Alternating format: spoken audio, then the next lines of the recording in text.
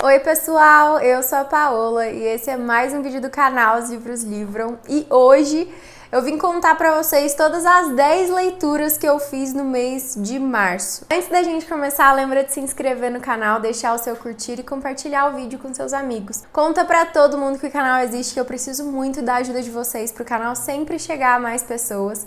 Se você der like agora no começo do vídeo, o YouTube entende que você gosta do meu conteúdo e assim ele vai divulgar para mais pessoas. Então, por favor, eu peço que você já dê o like no vídeo antes que você se esqueça. E se for comprar qualquer coisa na Amazon ou na Shopee, lembra de usar o link aqui do canal, que assim você me ajuda muito e não altera o valor para você. É uma das principais fontes de renda aqui do canal, então, por favor, eu peço que você apoie o meu conteúdo usando o meu link para comprar alguma coisa para você mesmo, tá bom? Dá uma passadinha também na loja do canal, que fica lá na Shopee, o link tá aqui no box de descrição. E todas as informações que eu não dei agora no começo do vídeo, se você ficar com alguma dúvida, dá uma passadinha aqui no box de descrição para você ver o resto, tudo que eu deixo, tá tudo aqui embaixo, tá bom? Link dos livros que eu vou citar aqui no vídeo também. Tem muita coisa pra falar com vocês aqui nesse vídeo, então vou tentar ser o mais sucinta possível, porque são muitos livros, eu fiquei bem surpresa de ter conseguido ler tanto no mês de março. E eu quero falar um pouquinho de cada livro com vocês, mas também tem conteúdo exclusivo de alguns livros que eu vou mencionar aqui no vídeo. Então, alguns desses livros eu não vou me aprofundar tanto na história, porque eu peço que vocês vão lá ver o vídeo em que eu falo especificamente, esqueci a palavra, exclusivamente desses livros. E é isso, vamos começar. Como eu disse pra vocês, o mês de março foi um mês que eu li muito e eu realmente, gente, não esperava ler tanto nesse mês. Foi só um mês que as coisas foram fluindo, assim, acho que porque eu tive muito tempo livre esse mês de março.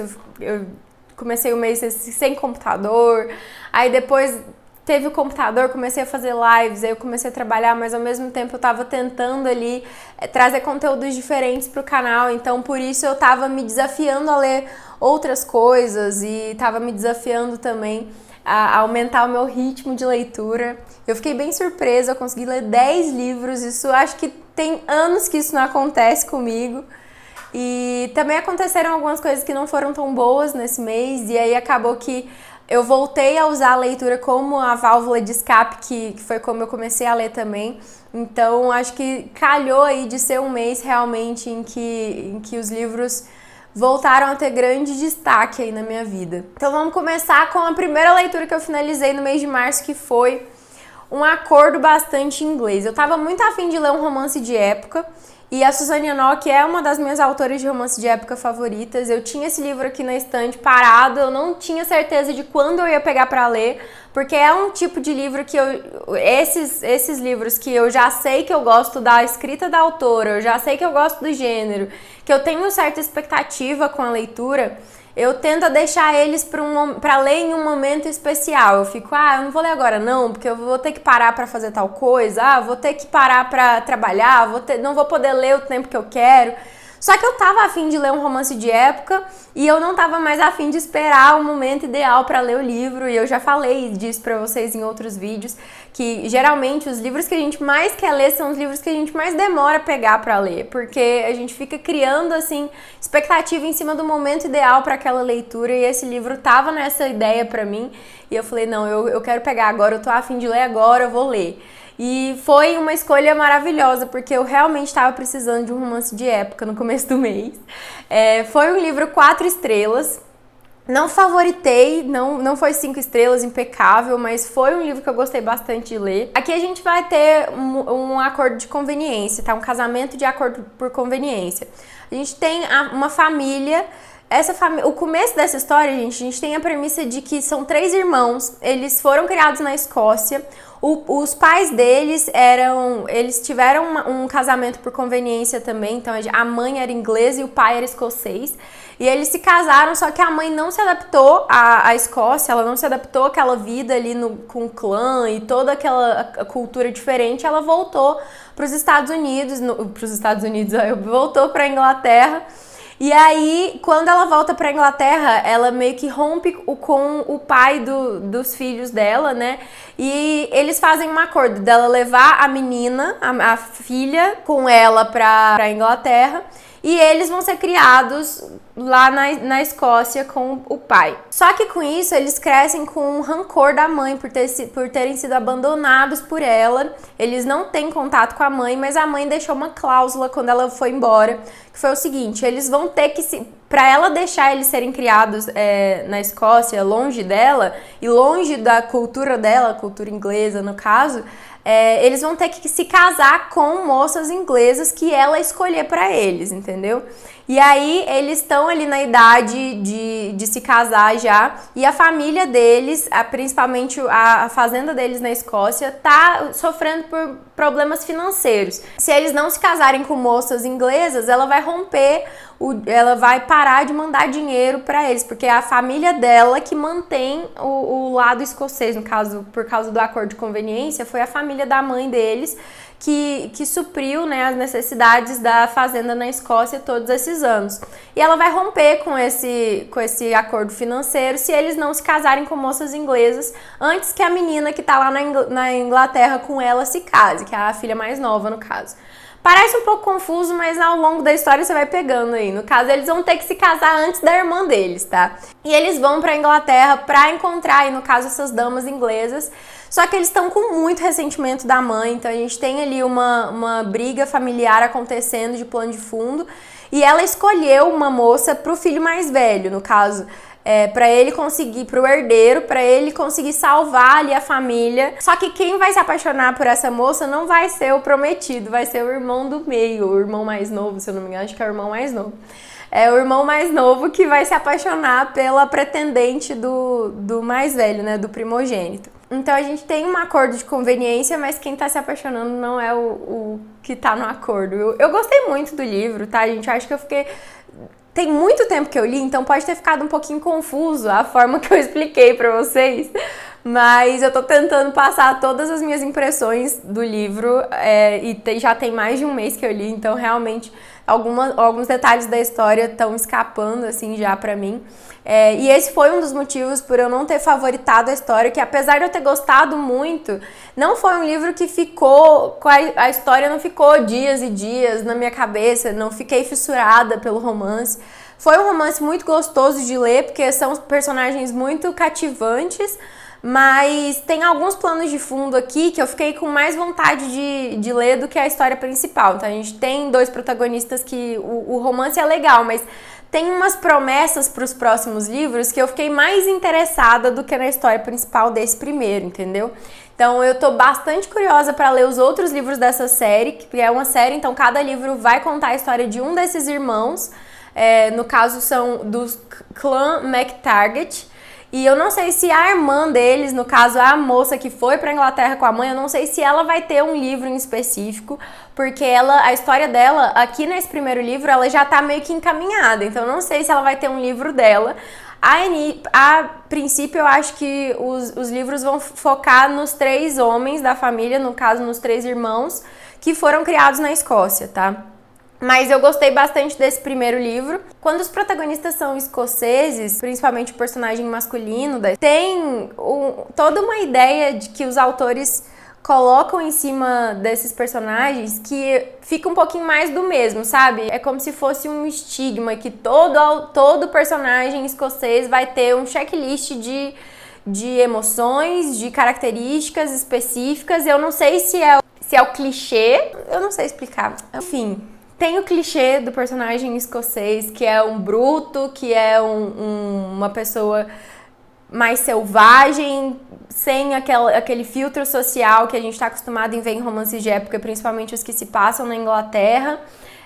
Tem uma diversidade cultural entre o lado britânico e o lado escocês da história, que é interessante de ver, mas que eu ainda acho um pouco estereotipado, sabe? Então fica aí esse pensamento pra vocês, leiam o livro e me falem o que vocês acharam, porque eu ainda tô tentando entender qual foi qual foi a característica que realmente me incomodou no livro. Eu ainda não decidi qual é, eu só sei que teve alguma coisa que me impediu de dar 5 estrelas pra esse livro.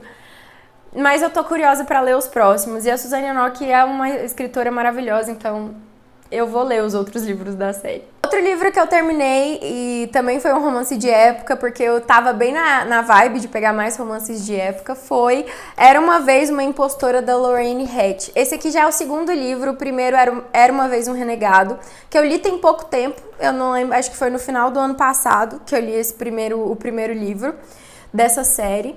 E essa série, ela é uma série que se passa ali no mesmo universo da série dos Irmãos True Love. Então a gente tem personagens aqui, né, no primeiro livro principalmente, Era Uma Vez Um Renegado, a gente tem personagens diretamente ligados a outra série, tá? Então eu não vou falar muito sobre o que acontece aqui, porque pode ser que seja um spoiler dos outros livros e das outras séries também. Mas aqui a gente tem uma protagonista que pra mim foi a chave da história inteira, que é uma protagonista muito forte, é uma protagonista que é trabalhadora, então a gente não tem uma lei de que foi criada pra não fazer nada ou pra não aprender nada. Ela é uma mulher que tem um passado meio misterioso, a gente não tem muita certeza do que aconteceu com ela no passado, a gente só sabe que ela não fala nada sobre isso. E a gente tem um protagonista que é um duque. O duque, ele contrata um assistente para ajudar com os negócios dele, a administração da fazenda e tudo mais, investimentos. Só que geralmente ele contrata uma figura masculina para ajudar. E nesse livro a gente vê uma mulher ganhando esse espaço como assistente do duque. E desde o começo da história a gente vê que ela já trabalha para ele há tipo 8, 9 anos e ela ganhou o respeito desse duque. Ele não vê ela como uma mulher, então a gente tem sempre umas frases de efeito que elas beiram assim o lado problemático. Só que é interessante de visualizar, porque é como se o duque ele não quisesse aceitar que a mulher que uma mulher é tão ou mais inteligente que ele, sabe? E eu acho isso muito gostoso de ver na história. E nem sempre essas frases vêm do protagonista, mas principalmente do círculo de amizades desse protagonista, do Duque, assim. E por mais que sejam frases extremamente problemáticas hoje em dia, naquela época era o que mais via, né? Nesse contexto histórico, isso é muito comum. Mas o que eu gostei mesmo foi da personalidade da protagonista. Pra mim foi a cereja do bolo. Uma protagonista que não é uma menininha que não sabe de nada, boba e que não entende de política, que não entende do contexto que ela está inserida, que tem que abaixar a cabeça para todo mundo. E apesar dela ser uma mulher que trabalha para um duque, então ela tem uma relação de hierarquia ali, ela é uma mulher com opinião muito forte, sabe? Que aprendeu a investir o próprio dinheiro e que tem uma ideia de futuro para ela mesma, que ela corre atrás disso com unhas e dentes, assim. E apesar dela trabalhar para esse duque há 8, 9 anos e ela ser apaixonada por esse duque secretamente, ela não é uma mulher que se deixa levar pelos sentimentos, assim, ou pelas emoções. É uma protagonista bem forte, que eu gostei bastante de ler sobre ela, sobre a vida dela. E o mocinho me irritou várias vezes, esse duque me irritou várias vezes. Só que, como eu tava muito interessada em ver o que a mocinha ia fazer com isso, então eu ignorei a parte do mocinho que me irritava, sabe? Principalmente por esses rompantes de tipo, eu sou o duque, eu não estou acostumado a ser desapontado. Ai, gente, é clichê, sabe? Eu não dei 5 estrelas, eu não favoritei, mas é um livro maravilhoso, é um livro muito bom.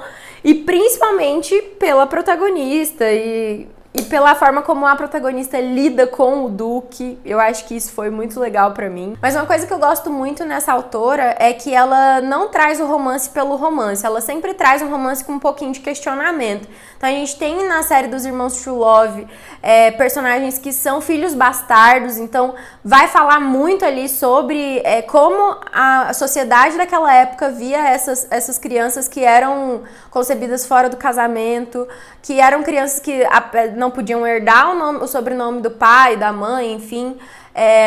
Tem a figura das viúvas, que eram mulheres que ganhavam dinheiro para cuidar de filhos bastardos de lords e tudo mais, e como essas mulheres muitas vezes deixavam essas crianças morrer morrerem, né, só para ela ficar com dinheiro, e geralmente era um dinheiro que não dava para sustentar essa criança também por muito tempo.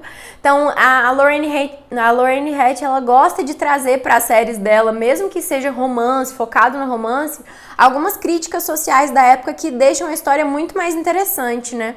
E aqui em Era Uma Vez Uma Impostora, esse segundo livro dessa série, que é no mesmo universo dos Irmãos True Love, aqui a gente já tem um questionamento sobre o papel da mulher naquela época, e principalmente como uma mulher que precisava trabalhar, quais eram os desafios que essa mulher sofria, né?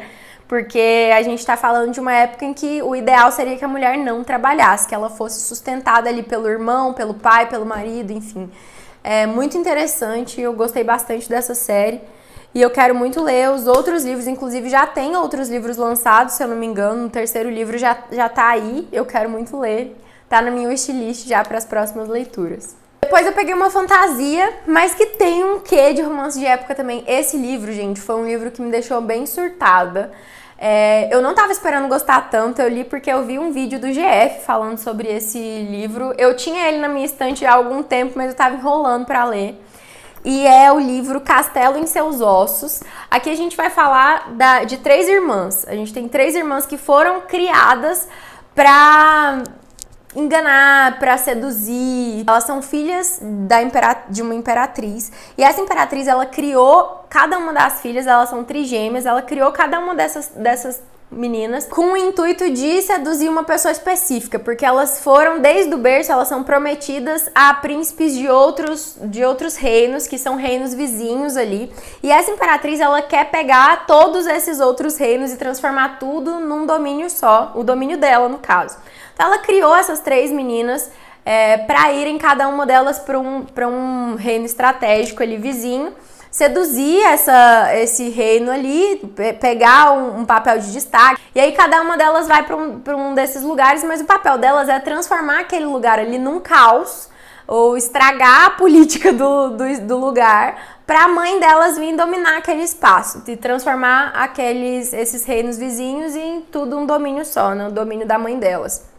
Então, a gente vê ali o último aniversário que elas estão passando juntas, e no dia seguinte elas já vão cada uma pro lugar onde elas vão ter que destruir, né? O livro vai meio que intercalando entre a visão de cada uma das irmãs. Só que, gente, no começo eu achei que ia ser um grande clichê de livro de fantasia, que elas vão chegar, vão se apaixonar pelo príncipe, elas não vão querer mais estragar a vida deles, não vão querer mais matar ninguém, não vão querer mais que a mãe domine tudo, e a mãe delas é uma figura extremamente problemática, mas que eu também achei super interessante a forma como é colocado no livro. Só que quando elas chegam lá, e eu tava esperando um grande romancezão, tipo, ai, me apaixonei pelo príncipe que eu estava prometida, e agora? Como que eu vou fazer pra matar esse homem? Como que eu vou fazer pra enganar ele? Que não sei o quê. Não é bem isso que acontece, porque tem, claro, um interesse amoroso, em cada uma delas tem um interesse específico ali, mas vai além desse interesse amoroso e nem sempre é pelo príncipe, sabe? E, gente, é muito interessante porque falta um pouco de humanidade na forma como elas foram criadas, e nem sempre elas questionam a mãe. A mais nova, no caso, ela é a irmã mais emotiva, então ela é a que já foi apaixonada pelo pretendente, ela já foi pro reino que ela vai ter que destruir, apaixonada pelo cara com quem ela vai casar. Então ela vai ser a que vai ter esse debate mais emocional, esse negócio de tipo, me apaixonei por ele, quero que o reino dê certo, não quero que a minha mãe venha destruir tudo. Aí tem a irmã mais velha, no caso, ela é a que mais desafia a mãe, ela é a que mais questiona a mãe. Só que ela não apaixonou pelo príncipe nem nada, e ela descobre que o problema é que ela não quer que a mãe conquiste tudo, porque ela conhece a mãe que ela tem, entendeu? E não necessariamente porque ela tem um interesse no reino ou no príncipe, é mais em relação a, tipo, será que eu tô fazendo a coisa certa? Eu nunca questionei essa parte do acordo.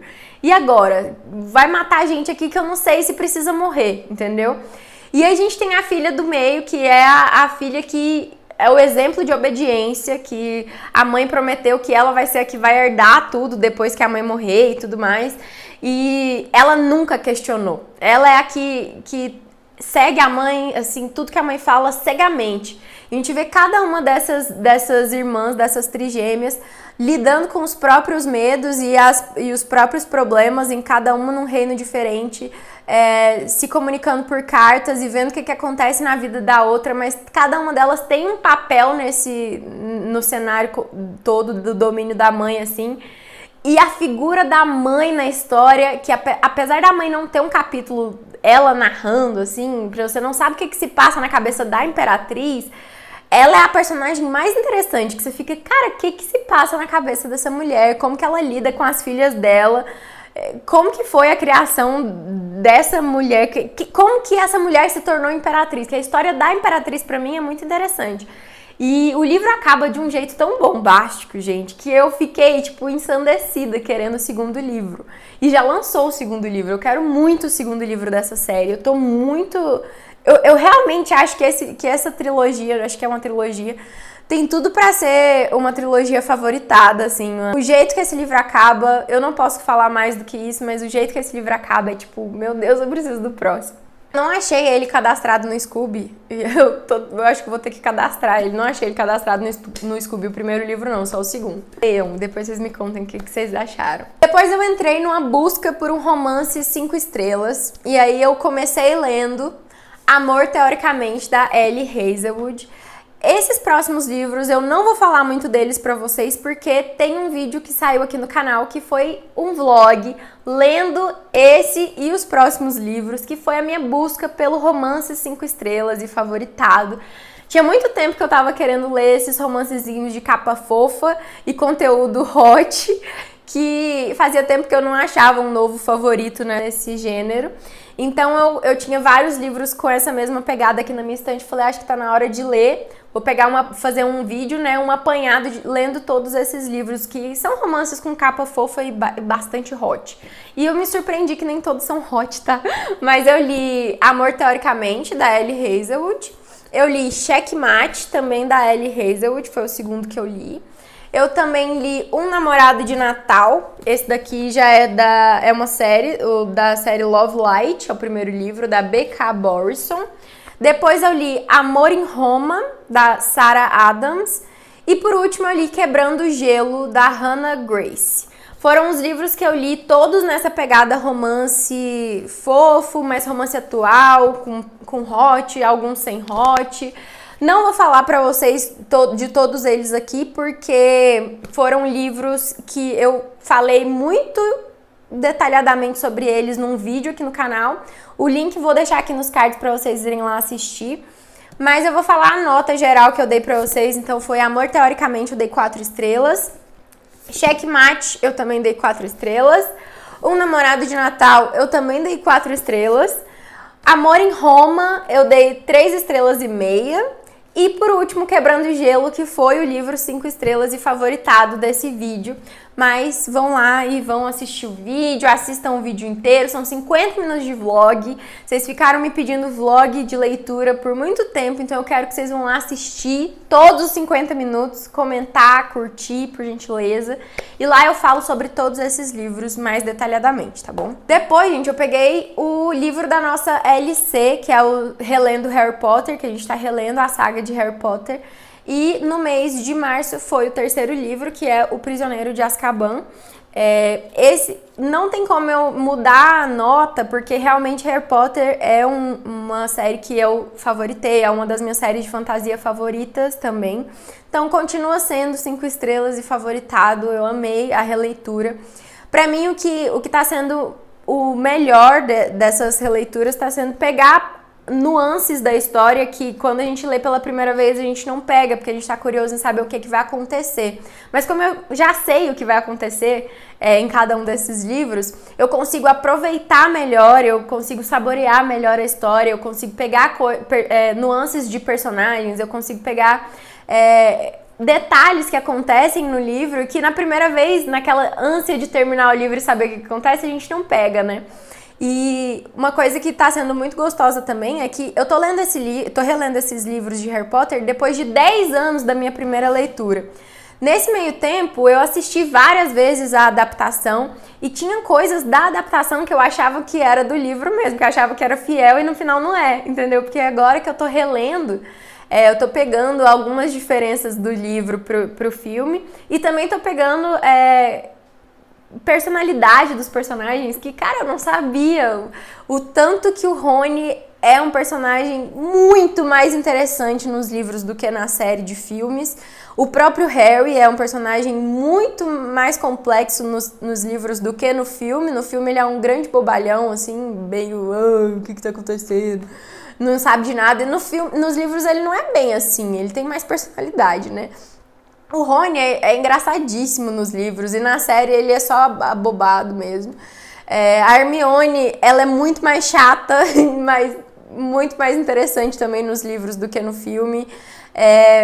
Gente, tem tanta coisa que a gente só pega na releitura que eu tô amando fazer essas releituras. Então esse daqui foi a releitura de março.